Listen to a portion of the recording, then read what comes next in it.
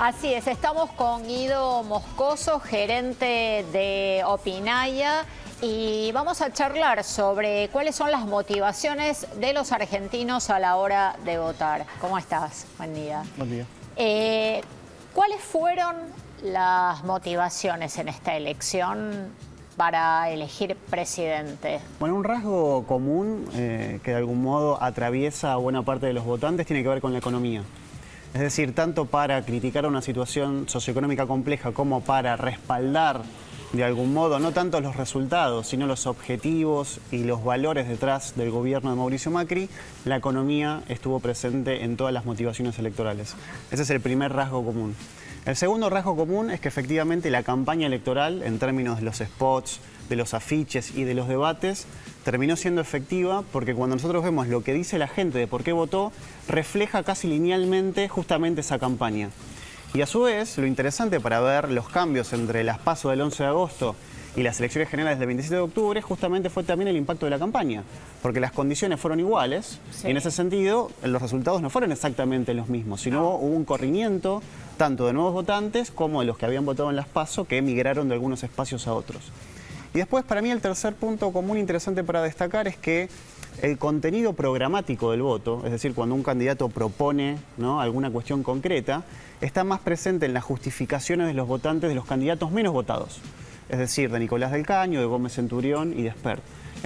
¿Cuáles fueron ahí? Bueno, por ejemplo, en el caso de Gómez Centurión, el aborto, ¿no?, la cuestión de esta idea pro vida y a su vez un componente de cierto pensamiento nacionalista, fueron las dos cuestiones que estructuraron al votante de Gómez Centurión. En el caso del Caño, una agenda, ¿no?, históricamente más de izquierda, más vinculado a la ideología del Frente de los Trabajadores. A su vez, del Caño también había sido candidato en 2015 y también había participado en los debates. Y después, en el caso de Espert, tiene cierto contenido similar con la figura de Labaña, los dos economistas reconocidos, pero el caso de Espert tuvo un discurso mucho más antipolítica, ¿no?, una crítica a los sindicatos, una crítica a la corporación política, etcétera, etcétera. Entonces creo que esos son los tres rasgos comunes en función de los 6 candidatos que se presentaron a las generales. Y después, lógicamente, cada uno de los candidatos, ¿no?, tiene particularidades. Lo interesante es que nosotros este ejercicio lo hicimos con una metodología cualitativa. ¿No? Una encuesta es algo cuantitativo, porque lo que hace es cuantificar y medir, nos da un número. El 20% de los argentinos piensa X cosa. Lo cualitativo le da contenido a ese número. Entonces, si nosotros sabemos que el 48%, el 49% de los argentinos votó por Alberto Fernández, un estudio cualitativo nos arroja por qué efectivamente hubo un voto a Alberto Fernández, a Mauricio Macri o al candidato que sea. ¿Qué te dice? Bueno, en el caso de Alberto Fernández hay dos elementos. En primer lugar, una cuestión simbólica de pertenencia al kirchnerismo, sobre todo, obviamente, con la figura de Cristina Kirchner, por un lado. Y después, por otro lado, también algo que está muy presente en ese segmento del electorado es una fuerte crítica al gobierno de Mauricio Macri, sobre todo en términos económicos. Entonces, mucha gente nos escribió en este estudio cualitativo que, si bien no comparten todas las ideas del kirchnerismo, con Cristina estábamos mejor, sobre todo en términos económicos, ¿no? En el caso del votante de Mauricio Macri sucede lo contrario. Es decir, hay una identificación con los valores o con las ideas que Mauricio Macri, Cambiemos, transmitió a lo largo de la campaña, la transparencia, el republicanismo, etcétera. Hay obviamente una disconformidad con la economía, pero hay un voto de confianza, ¿no? Entonces, lo interesante es que, de algún modo, las motivaciones de los dos candidatos más votados, que están en las antípodas, ¿no?, de algún modo, de la elección, que polarizaron la elección y que la definieron, tienen un componente cualitativo muy similar, ¿no? Y es por eso que también podemos ver cómo, digamos, una gestión tan golpeada, en términos de no tener un resultado macroeconómico o socioeconómico consistente, llegó a tener un 40% de los votos, claro, ¿no? Entonces, si bien es inédito que un presidente pierda, ¿no?, la reelección, en América Latina todos los presidentes que se presentan suelen ganar, también es inédito, paradójicamente, que con resultados tan pobres todavía haya sido competitivamente en términos electorales, ¿no? Y que haya aumentado desde las PASO también, ¿no? Claro, ese aumento del caudal electoral entre el 11 de agosto y el 27 de octubre lo podemos explicar por dos fenómenos. El primero tiene que ver con que efectivamente hubo más participación. En las PASO la participación fue en promedio del 75-76% y en las generales superó por poco margen el 80%. Esos nuevos votantes mayormente se volcaron a favor de Cambiemos. Y la segunda explicación tiene que ver con algo que en la ciencia política llamamos el voto estratégico. Es decir, el votante de La Baña, el votante de Espert, el votante de Gómez Centurión en Las PASO, vio que la alternativa para que no ganase Alberto Fernández era votar a Mauricio Macri porque era el que comparativamente estaba mejor. Entonces ahí no hay un voto sincero en el sentido de que es mi primera opción, sino que hay una suerte de pensamiento estratégico.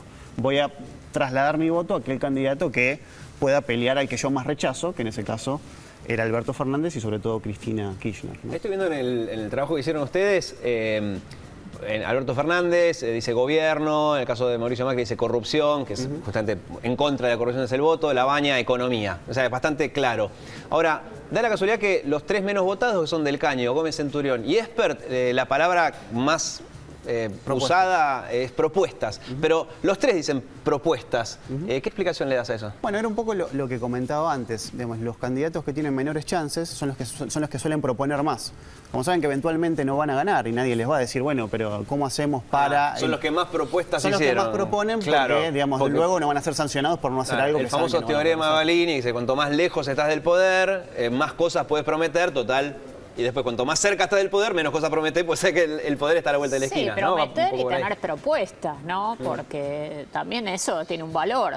Bueno, aunque uno no esté de acuerdo. Una cuestión para mí interesante de la oferta electoral de este año en Argentina es que en términos ideológicos lo teníamos bastante, ¿no?, completo el casillero. Sí. ¿No? Teníamos sobre mismas ideas propuestas muy distintas.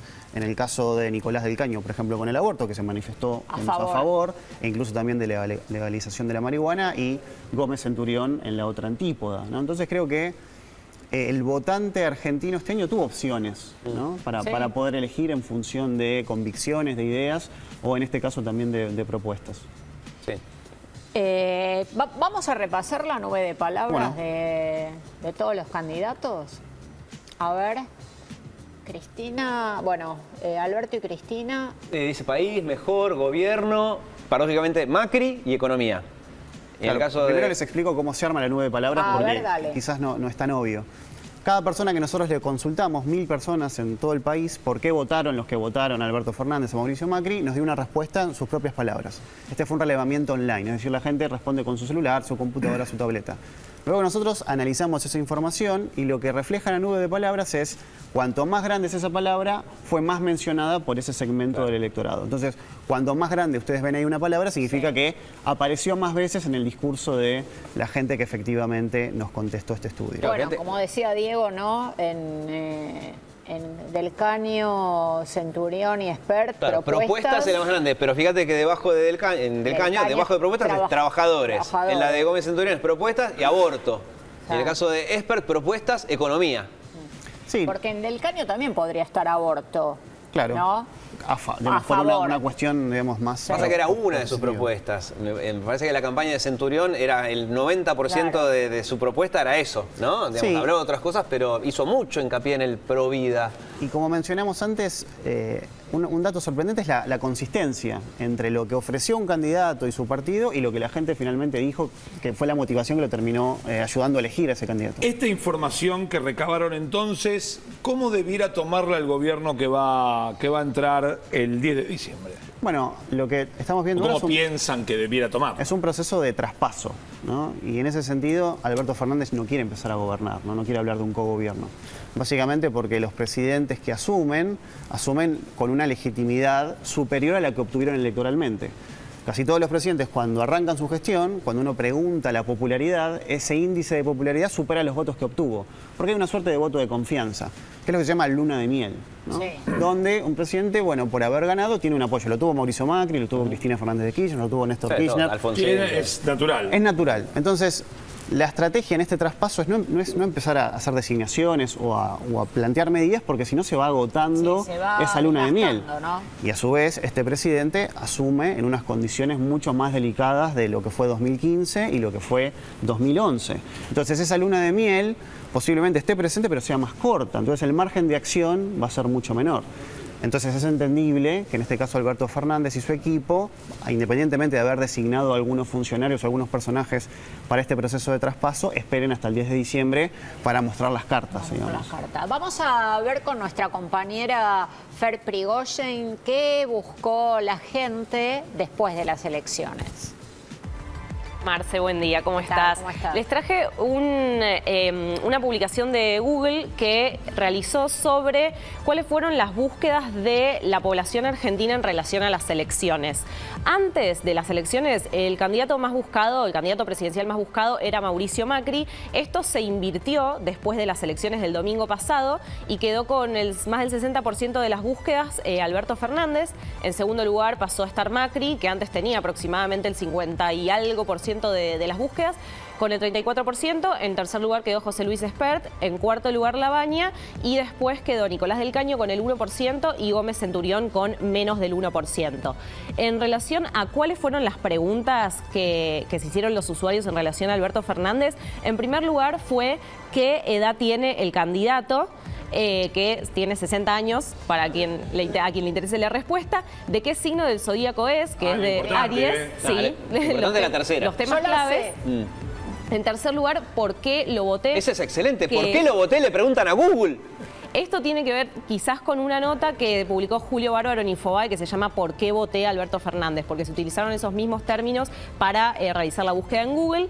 Y en cuarto lugar, ¿qué dijo Alberto Fernández sobre Venezuela? Si pasamos a Mauricio Macri, las preguntas son bastante diferentes. En primer lugar, ¿por qué le dicen gato? Esta es una pregunta que estaba en primer lugar desde julio, porque el análisis que hizo Google fue desde un mes antes de las PASO hasta las elecciones generales. ¿Por qué le dicen gato? Fue la que estuvo en primer lugar durante todo ese periodo. En segundo lugar, ¿por qué votarlo? Después, en tercer lugar, con qué porcentaje ganó, esto en 2015, y cuándo fue que asumió la presidencia también en 2015.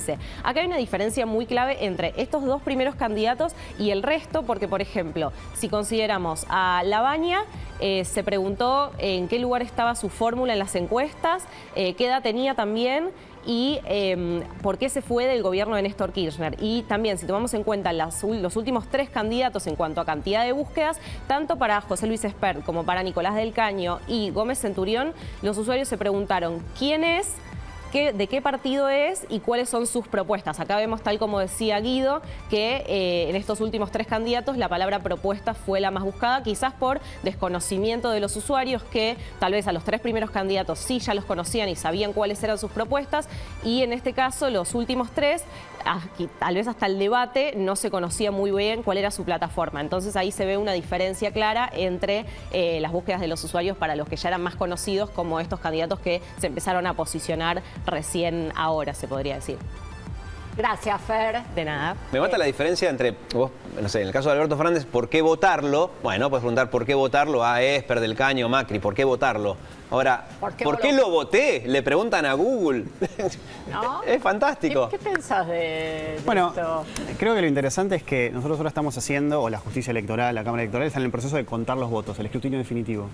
Pero en una democracia no solamente es importante contar los votos, porque ahí salen los cargos, sino también entender los votos, Claro. ¿no? Y esto también sirve como decía Nacho, para el próximo presidente y la oposición ver cómo posicionarse en ese espacio, ¿no? Sí. ¿Y cómo manejan ustedes la creencia sobre, o cómo le creo al quien me escribe? Porque digo, a veces, no sé, yo hago una encuesta acá y tal vez uno responde el deber ser y no lo que haría. ¿Son anónimas las encuestas? Sí, las encuestas son... Claro, son Bueno, eso ya le da una no, cierta tal vez, ojo, tal vez se mueva por una cuestión de decir, mirá, y yo quiero un país pujante, entonces, dale, pongamos todos el hombro.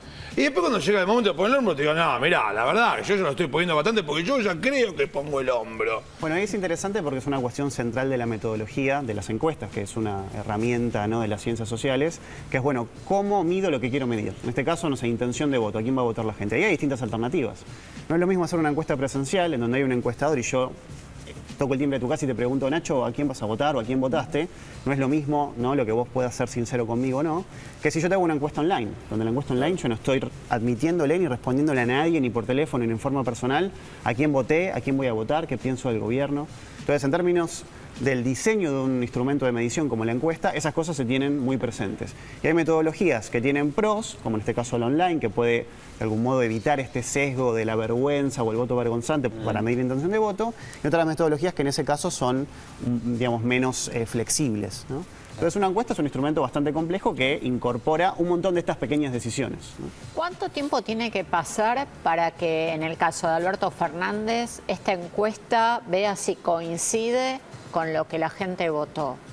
Bueno, ahí va a haber un margen, ¿no? que son los márgenes que tienen todos los presidentes, y básicamente habrá que ver si efectivamente hay en el Congreso sesiones extraordinarias y ya el presidente puede en los primeros meses del verano fijar una agenda y lograr que el Congreso pueda sesionar esa agenda, y ahí habrá que ver si efectivamente hay coincidencia entre las motivaciones electorales y la gestión de gobierno. O sea, son más de 100 días entonces, porque Sí. 100 días se van entre diciembre, enero y febrero, Claro. ya se pasaron los 100 días. Y el Congreso empieza a funcionar el 1 de marzo. O sea que vos estás diciendo que para evaluar va más allá de los 100 días de enamoramiento. Sí, los primeros 100 días van a ser importantes, sobre todo por esta agenda. Y los segundos 100. Y van a ser, digamos, todo el 2020 va a ser un año económicamente y socioeconómicamente complejo para la Argentina. Igualmente, como vimos en las motivaciones electorales, no hay razones puntuales concretas del voto, ¿no? Son cuestiones más simbólicas, son cuestiones más comparativas, de un voto retrospectivo, de castigar a la gestión económica del macrismo, con lo cual no va a haber una agenda concreta de demandas de la opinión pública para Alberto Fernández. Sí va a haber una expectativa de que mejore el empleo, que baje la inflación, que mejore el consumo. Sí, pero bueno, algunos resultados se tienen que ir viendo. Obviamente, va Si a no- tener que respaldar este triunfo electoral con, digamos, resultados, acciones. con acciones y resultados que lo acompañen. Lo interesante también en el caso de la gestión de Alberto Fernández es que hay que ver cómo resuelve gobernando una tensión que también estuvo presente en la campaña, ¿no? Que es la tensión entre el peronismo no kirchnerista y el peronismo kirchnerista. Claro. Durante la campaña esa tensión se la pudo manejar correctamente, de hecho llegó a tener casi el 50% de los votos. Y fue, digamos, la decisión de Cristina Fernández de nombrarlo a Alberto como candidato a presidente, lo que terminó volcando la elección, ¿no? Unificó el peronismo. Ahora hay que ver esta tensión, cómo se resuelve gobernando, porque hacer campaña no es lo mismo que gobernar. No. Entonces ahí vamos a tener que prestar atención a cómo se dividen los ministerios, qué rol va a ocupar efectivamente el jefe de gabinete, Cristina misma. qué rol va a ocupar desde el Senado, desde la vicepresidencia Cristina Fernández, con lo cual se abre una serie de interrogantes no solamente en términos de política, sino también en términos de conformación de un espacio, ¿no? Para gobernar, que no es lo mismo que para hacer campaña. Muchísimas gracias, Guido. Gracias a ustedes.